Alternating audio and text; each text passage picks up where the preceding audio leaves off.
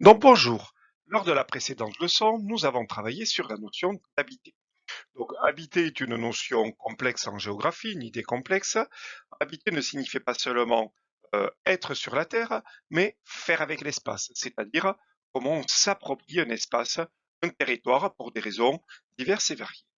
Donc nous, en prenant l'exemple des métropoles et de l'exemple de Rio, nous avons vu comment deux Carioca, Adelinos et Marcos, habitent à la métropole.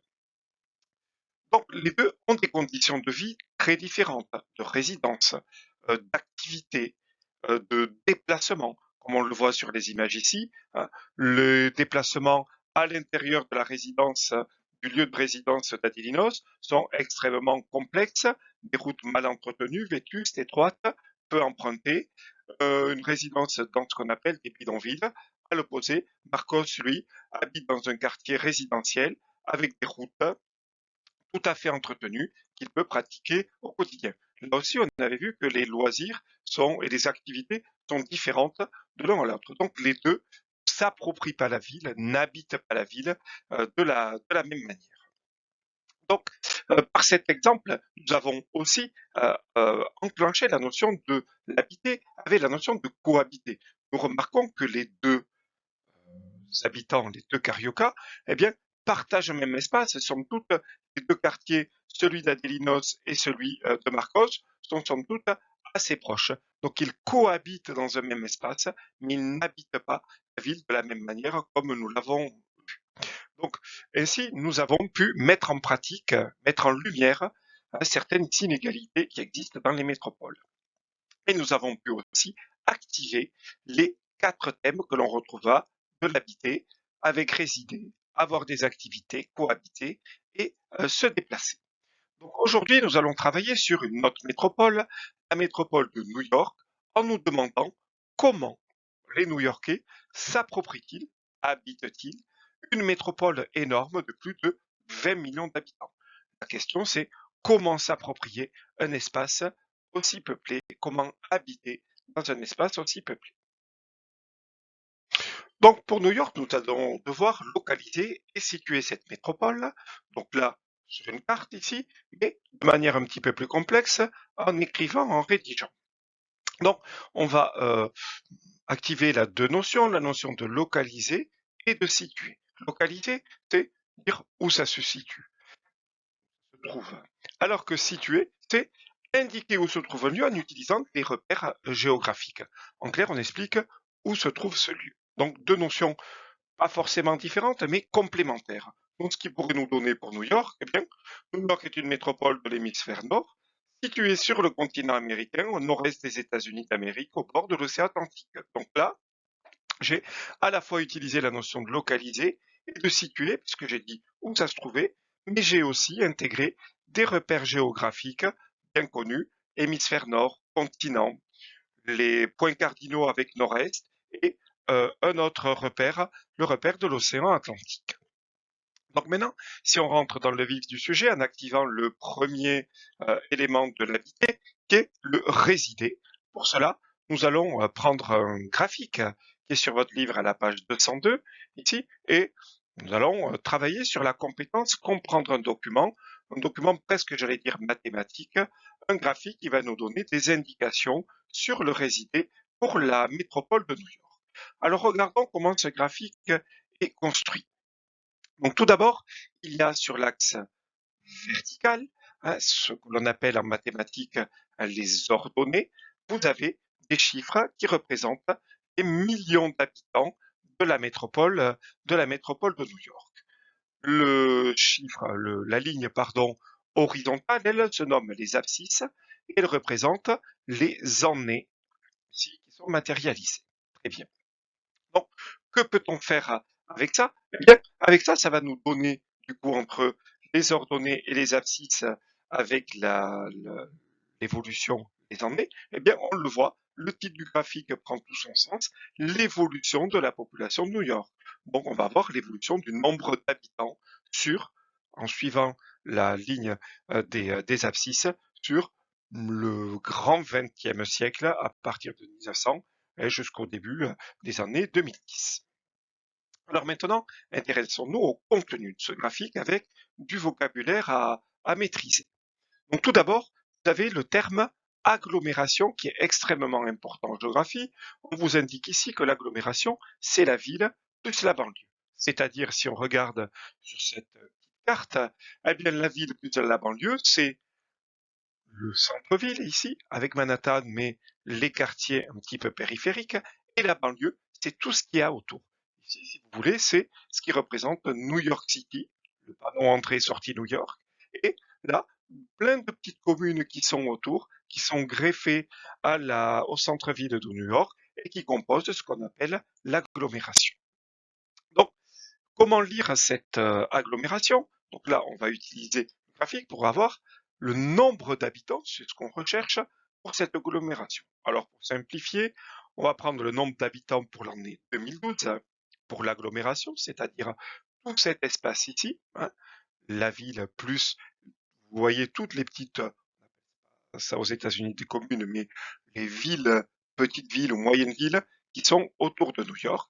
Et bien pour cela, on va remonter la courbe, vous voyez, des ordonnées ici pour l'année 2012, jusqu'à ce que l'on croise, eh bien, le, le pic ici, que l'on croise la ligne de l'agglomération qui nous intéresse, et on le lit à l'axe des ordonnées, et nous arrivons pour l'agglomération, la ville plus la banlieue, au chiffre approximatif de 21 millions d'habitants pour l'agglomération, c'est-à-dire tout cet ensemble.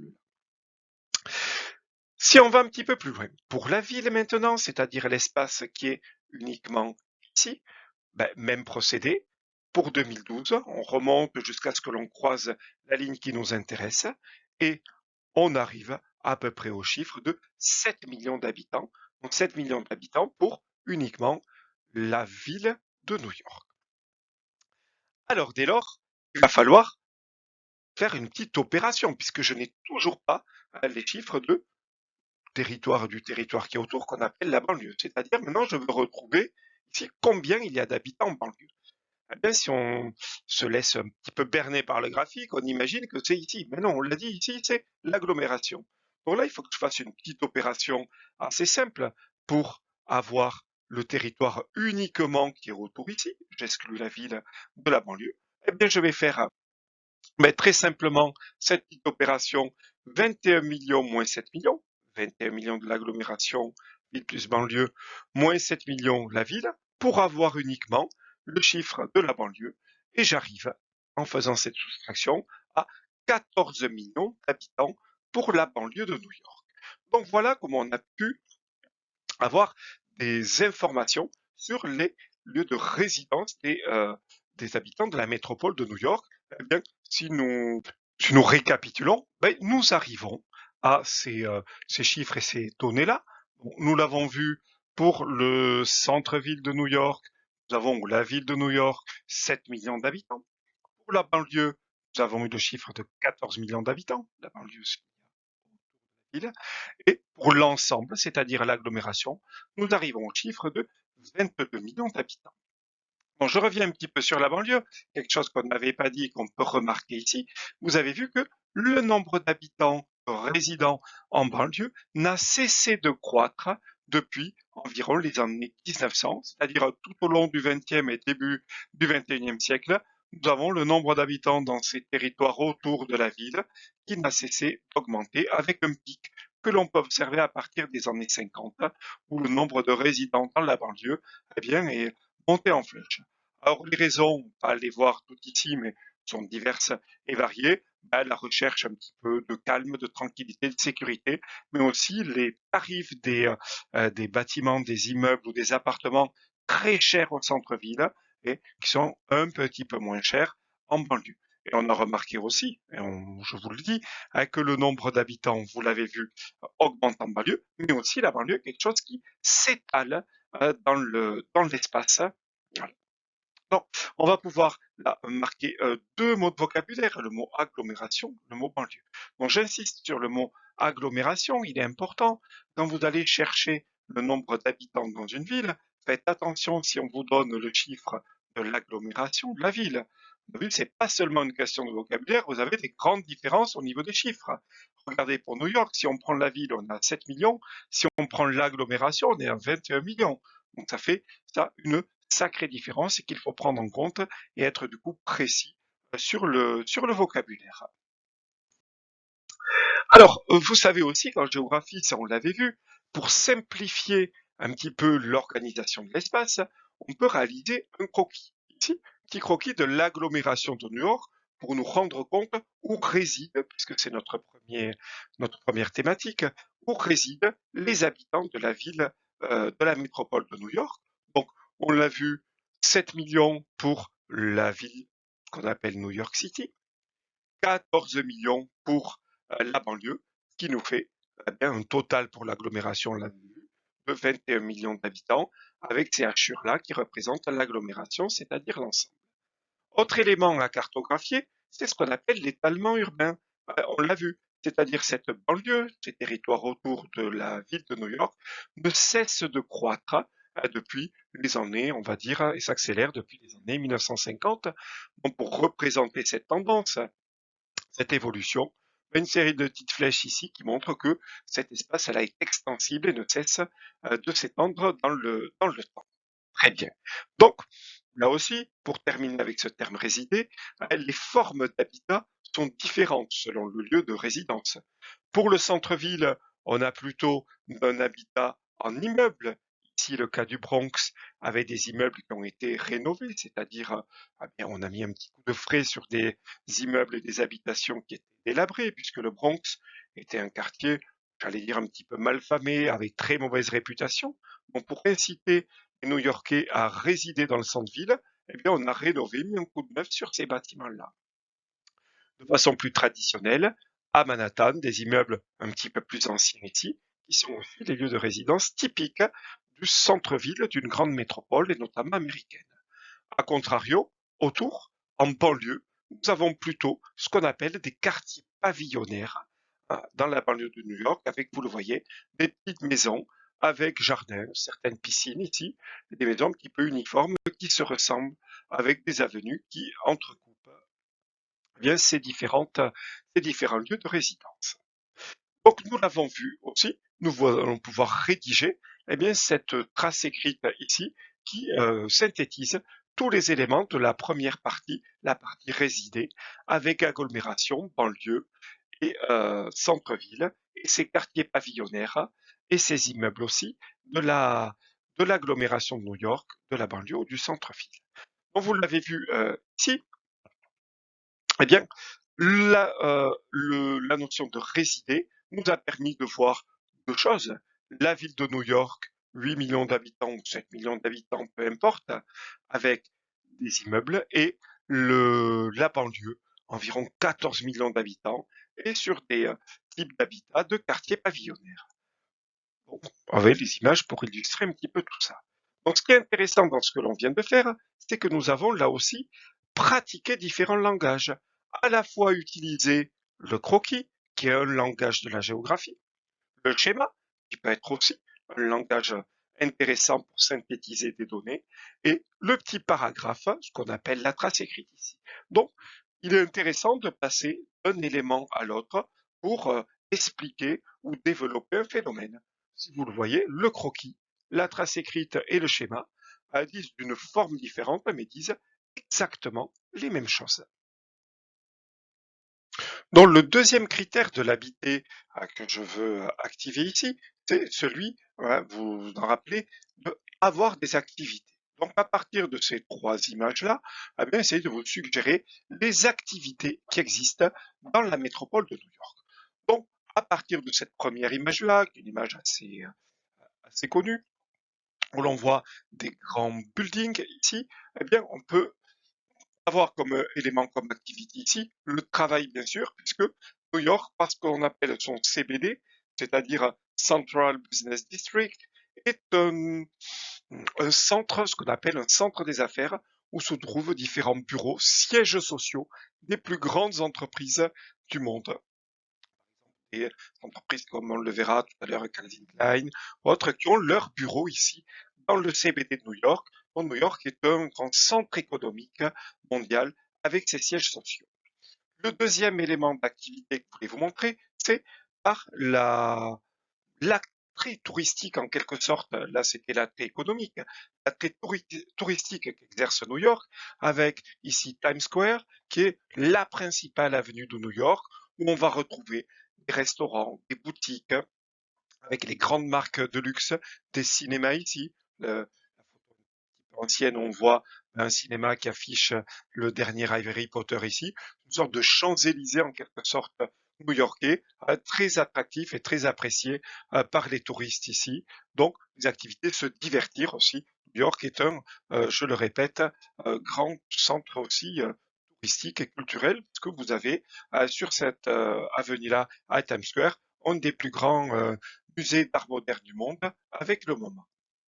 Et la troisième activité qui est suggérée ici, nous avons ici des étudiants qui fêtent leur fin d'études et leur diplôme ici. New York compte parmi les universités au monde les plus prestigieuses ici. Donc, aller étudier, aller faire un cycle universitaire à New York, là aussi, attire un nombre important de jeunes venus du monde entier bien pour faire leurs études dans l'une des universités les plus prestigieuses du monde, ici l'université de Columbia. Donc là aussi, donc ces trois activités, l'activité économique, l'activité, j'allais dire, culturelle et touristique, et les activités bien, étudiantes de recherche aussi, puisque dans ces universités, bien, on va en former bien, j'allais dire, les meilleurs ingénieurs ou les meilleurs créateurs de demain qui vont être ensuite embauchés dans les plus grandes entreprises, notamment américaines, les Google, les Facebook, ce qu'on appelle les, euh, ces grandes entreprises-là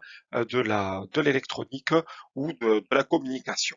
Donc, ici, très simplement, bien, c'est le thème avoir des activités avec mettre en lumière aussi le CBD, qui est un terme qu'on emploie aussi pour les villes et les métropoles européennes. Paris a son CBD qui est le quartier de la Défense, mais celui qui est le plus, j'allais dire, connu, réputé, le plus attractif, c'est quand même celui de New York pour l'économie. Et après, je parle de Times Square, des restaurants, des boutiques, des musées, comme nous l'avions vu. Donc ceci peut là aussi se schématiser avec eh bien, les éléments qu'on a observés, le CBD, les loisirs avec Times Square et aussi la réputation, les écoles très réputées que l'on peut trouver à New York. Donc c'est ce que j'expliquais tout à l'heure, ce CBD, Central Business District, quartier des affaires composé de grands immeubles, où on va retrouver les bureaux, ce qu'on appelle les sièges sociaux, de certaines grandes entreprises connues, réputées mondialement. Il y en a certaines que vous connaissez, Warner Media, la Warner, grande entreprise de communication cinématographique. Donc Verizon, c'est une entreprise de télécommunications, c'est le Orange américain. Ici, vous avez The New York Times qui a ses bureaux de rédaction, qui est l'un des principaux journaux, le journal le plus lu aux États-Unis. Goldman Sachs et American Express, des grandes banques qui ont leurs bureaux à Manhattan. Ralph Lauren, Calvin Klein, des groupes de mode et de vêtements, et CBS, NBC, des chaînes de télévision américaines qui ont leur bureau de rédaction aussi à Manhattan. Je n'ai pas tout mis, mais vous avez ici le type d'entreprise que l'on peut voir dans ces bureaux, qui existent dans ces bureaux. Donc, avoir des bureaux à Manhattan, c'est être au cœur de l'attractivité, de l'activité économique de New York, des États-Unis, mais aussi mondiale, puisque ces groupes ont une réputation, une répercussion, une aura mondiale et sont sur tous les continents, sont connus sur tous les continents. Alors, là aussi, vous avez vu que on pouvait faire à partir du résidé, comme tout à l'heure, un croquis. Là, à partir des activités, là aussi, on va pouvoir, j'allais dire, cartographier, croquer en quelque sorte cette idée-là, avec tout simplement petite étoile ici qu'on met au centre de la ville de New York City, puisque Manhattan est au centre ici, et nous pouvons mettre Manhattan, cœur économique, touristique et culturel de la ville ici. Donc vous voyez que même cette activité-là, sur avoir des activités, peut être cartographiée et donner lieu à un croquis. Donc si nous, donc nous poursuivons le raisonnement, ben, nous pouvons observer en quelque sorte que les New-Yorkais résident, vous l'avez vu, en priorité dans les banlieues, 14 millions d'habitants, et pourtant travaillent dans ce cœur économique et culturel qu'est Manhattan ici. Donc, par conséquent, nous allons pouvoir activer le troisième élément de l'habité. Par conséquent, les New-Yorkais doivent du coup se déplacer. Donc, comment se déplacent-ils? Bien. Qu'est-ce qui est mis en place pour leur déplacement et est-ce que ces déplacements-là sont importants entre la banlieue et le centre-ville? Donc pour cela, donc, donc pour travailler sur le critère se déplacer, nous allons utiliser donc, deux documents, le document 6, page 205 et le document 4, page 205 ici. Le premier étant ce qu'on appelle un diagramme circulaire, puisque vous voyez, il est en forme de cercle ici, et il nous donne ce qu'on appelle des pourcentages. Le total faisant 100%, eh bien, nous avons ce qu'on appelle des proportions, on l'appelle aussi camembert. Vous avez des proportions, des parts, en fonction des moyens de transport utilisés par les New-Yorkais. Alors, qu'est-ce qui nous apprend ce diagramme circulaire? Il nous apprend que, en majorité, les New-Yorkais utilisent les transports publics pour 54% des résidents de New York, des habitants de la métropole de New York. 54, plus d'un sur deux, utilisent les transports en commun. Et ce qu'on appelle les transports publics, les transports mis en disposition par la municipalité, par la mairie de New York. Donc les transports en commun, on a les bus, on a le métro, et on a aussi ce qu'on appelle les trains de banlieue, les trains qui font le trajet entre la banlieue et le centre-ville, puisqu'il y a une distance assez importante. Donc ces trains assurent cette liaison-là. Mais je ne veux pas négliger non plus l'utilisation de la voiture, puisque 33% de New-Yorkais utilisent la voiture, c'est-à-dire un New-Yorkais sur trois utilise la voiture aussi pour se déplacer entre la banlieue et le centre-ville, et ce qui génère, vous le voyez sur cette image ici, un trafic important, des embouteillages dans le centre-ville de Manhattan, donc un trafic extrêmement dense entre les transports en commun et la voiture. Si on additionne les deux, eh bien on a presque 90% des New-Yorkais qui utilisent soit les transports publics, soit la voiture pour se déplacer. Donc, on va se poser la question, mais vous l'avez deviné, d'où viennent ces usagers de ces transports? Eh bien, le texte nous apprend qu'ils viennent en priorité des arrondissements voisins, c'est-à-dire ce qui est autour de Manhattan, les quartiers du Bronx, de Brooklyn, mais aussi des banlieues plus lointaines, celles qu'on avait vues, qui entouraient eh bien, le centre-ville. Donc, ces déplacements-là sont fréquents. Et on apprend aussi dans le texte que cette tendance, elle évolue d'une manière progressive, puisque nous avons ces mouvements domicile-travail qui ont augmenté de 20% entre 80 et 2000.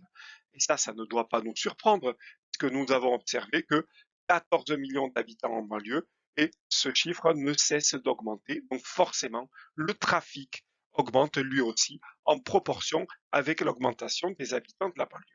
Alors, pas bémol, mais petit correctif, on l'avait vu avec le Bronx, peut-être cette tendance se ralentit depuis quelques années, puisque on incite un petit peu les New-Yorkais à habiter au centre avec la rénovation de certains quartiers qui autrefois n'étaient pas du tout attractifs, et un retour vers le centre-ville peut un peu diminuer cette tendance de trajet domicile-travail entre la banlieue et le centre-ville, mais le trafic est quand même fréquent aussi peut-être la proportion depuis les années 2000-2010, les années où on a rénové, cette proportion augmente un petit peu moins vite, mais elle est toujours en augmentation.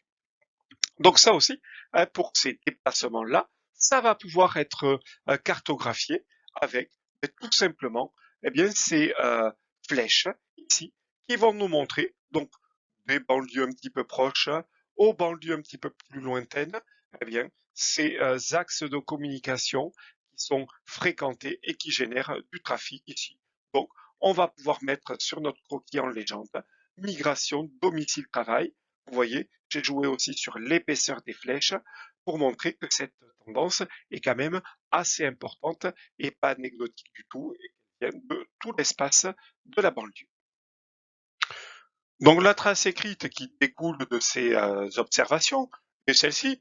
Dans New York métropole où les réseaux de transport sont denses et variés, les habitants se déplacent essentiellement en voiture, bus et métro, circulation difficile et évidemment ce qu'on avait vu, les déplacements qui se font entre les banlieues et les centres-villes. Donc vous vous en doutez. Donc pour conclure avec le schéma bien, qui reprend les éléments du se déplacer ici avec bien, les trois observations que nous avons pu faire, un réseau dense et un trafic difficile, les déplacements qui se font entre les banlieues et le centre-ville et en majorité les déplacements qui se font en voiture mais surtout, on l'a vu, en transport en commun. Donc en fait, le dernier élément de l'habiter, c'est le cohabiter, vivre ensemble. Comment, à New York, eh bien, peut-on, dans cette métropole de plus de 20 millions d'habitants, eh bien, vivre dans un territoire, partager ici un territoire. Ça va nous permettre de développer aussi la compétence, mettre en relation les infos de documents de différentes natures. Ici, sur votre livre, page 204, les documents 1 et 2, voyons une carte, un plan en quelque sorte ici, et un tableau statistique. Donc, comment on peut prélever des informations de l'un et de l'autre pour arriver à définir, à dégager l'idée de la cohabitation entre, vous le voyez déjà, les communautés new-yorkaises. Donc on va commencer par le plan ici et essayons de voir quelles populations sont majoritaires à Manhattan, c'est-à-dire ce quartier central ici où nous avons vu les grands buildings et le CBD. Eh bien, en regardant le découpage par population, par ethnie, eh bien, nous remarquons qu'il y a une majorité ici de couleur rose. Si nous nous référons là à la légende, eh bien, Manhattan est peuplé d'une grande majorité de population blanche d'origine européenne, puisque les États-Unis ont été peuplés en majorité par Européens. On peut remarquer quelques ici quartiers asiatiques et quelques populations ici noires, notamment dans le nord du quartier de Manhattan. Donc, deuxième observation maintenant, quelles populations sont majoritaires dans le Bronx? Donc, même procédé ici. Le Bronx, c'est le quartier ici au nord du centre-ville et au nord de Manhattan. J'ai dit que ce quartier avait été un petit peu rénové, mais toujours en majorité peuplé eh bien, de populations originaires donc, noires et hispaniques. Hispaniques, c'est quoi? C'est des populations par l'espagnol venant très souvent d'Amérique latine et d'Amérique du Sud, Colombie, Mexique, Guatemala ou ailleurs, Chili, pourquoi pas, eh bien, des populations hispaniques venant d'Amérique du Sud, eh bien, en majorité, eh bien, peuplent ce quartier du Bronx, qui est un quartier où vous voyez les Blancs n'habitent pas, ne figurent pas pour les raisons certaines raisons qu'on avait données, notamment la vétusté de l'habitat et quartier un petit peu dangereux, qui a été dangereux pendant des années, mais on voit que les populations un peu plus aisées commencent à grignoter certaines parties réhabilitées du Bronx et deviennent habitées par les Blancs, mais c'est très minoritaire en majorité pour le Bronx noir et hispanique. On continue avec le New Jersey, qui est maintenant, vous vous en rappelez, la banlieue. Eh bien là, pas de, euh, pas de doute ici, puisque la carte nous apprend plus de 73% de blancs peuplent la banlieue ici. Eh bien, les gens eh bien, sont en majorité population blanche et vivent, vous rappelez, dans ces quartiers pavillonnaires. Donc, une répartition de la population, quartier central de Manhattan, plutôt blanc, même si un petit peu métissé avec quelques asiatiques, Bronx en majorité noire, et la banlieue en grande majorité blanche. Donc, comment cohabitent ici ces populations et quelles sont les différences, à part, je vais dire la couleur de peau ou l'origine, quelles sont les différences que l'on peut observer? Eh bien là, c'est le tableau statistique qui va nous apporter certaines informations là-dessus et on va s'intéresser à la dernière ligne ici du tableau. La première ligne, pas très importante, c'est le résidé. On voit 1 million d'habitants pour Manhattan, 1,4 million pour le Bronx, la banlieue 8 millions d'habitants, mais ça, on l'avait déjà vu. Mais ce qui va nous intéresser, c'est quels sont les revenus, un petit peu le niveau de vie de ces populations. Donc à Manhattan, on a 17% de la population qui vit sous le seuil de pauvreté, c'est-à-dire qu'on peut considérer comme pauvre ou très pauvre. Et rappelez-vous, Manhattan peuplé en majorité de population blanche. Pour le Bronx, qui est ce quartier, vous vous rappelez, du nord de Manhattan, eh bien, en population, on a là à peu près la même chose, mais au niveau des revenus, eh bien, on a à peu près 30% de la population qui est considérée comme pauvre ou très pauvre, c'est-à-dire qui vit sous le seuil de pauvreté. Donc, on a, mis à part eh bien, ces répartitions ethniques, des différences aussi de revenus, de niveau de vie entre les Blancs et les Hispaniques, pourtant dans des quartiers qui sont relativement proches. Donc ça tombait dans l'excès de Rio, on avait Marcos Adelinos, vous vous rappelez, qui habitait à côté, qui devaient cohabiter dans le même espace avec des inégalités fortes. Eh bien, on retrouve un petit peu cette même tendance ici entre Manhattan et le Bronx, avec des différences de revenus, des inégalités qui sont extrêmement fortes dans ces quartiers ethniques, ces quartiers peuplés de Noirs et d'Hispaniques. J'ai mis en évidence eh bien, ces différences-là. On voit aussi pour la banlieue, on a encore moins, population beaucoup plus aisée, que moins de 11%, 10% environ, 10,5% vivent sous le seuil de pauvreté, c'est-à-dire sont considérés comme pauvres ou très pauvres, et à l'inverse, donc 90% de l'habitant du New Jersey sont considérés comme classe moyenne, riche, si on fait la différence. Donc, ce cohabiter et ce vivre ensemble nous a permis de mettre en lumière ces inégalités avec des quartiers qu'on va appeler les quartiers ghetto, notamment le Bronx ici. Donc, cette trace écrite eh bien, va nous permettre de synthétiser tout ça en disant que dans la ville, eh bien, les populations se croisent, cohabitent, mais elles ne partagent pas les mêmes loisirs et les inégalités sont nombreuses dans ces grandes métropoles dont la cohabitation, elle se fait même pas dans l'espace, puisqu'on voit que l'espace est très partagé, Bronx et Manhattan, et ces inégalités se voient aussi au niveau des revenus, puisqu'on l'a dit, pour le Bronx, qu'on considère comme un ghetto, qu'on appelle un ghetto, eh bien les revenus sont plus faibles que la moyenne. Donc pour conclure avec ce cohabiter, donc, le schéma qui synthétise les éléments que nous avons vus, pour le cohabiter, on a dit une forte séparation en fonction des richesses, et des populations plus ou moins pauvres qui habitent, selon leurs origines, dans tel ou tel quartier. C'est ce qu'on appelle des ghettos. On parle aussi à l'échelle de la ville d'une ville fragmentée, c'est-à-dire une ville où on a des quartiers de résidence en fonction des revenus. Donc pour conclure ce chapitre sur les villes et sur New York, on va pouvoir dire que plus de la moitié de l'humanité habite en ville, le monde est de plus en plus urbain. Les villes comme New York sont très peuplées parce qu'elles sont attractives. On l'a vu avec le CBD, Manhattan et l'activité économique et touristique. Et malgré tout, les inégalités existent toujours, même dans une ville comme New York, qui est considérée comme une des villes les plus riches du monde. Des inégalités existent. Les métropoles sont aussi le lieu de l'attractivité, mais aussi des inégalités. Donc, merci beaucoup et révisez bien. Au revoir.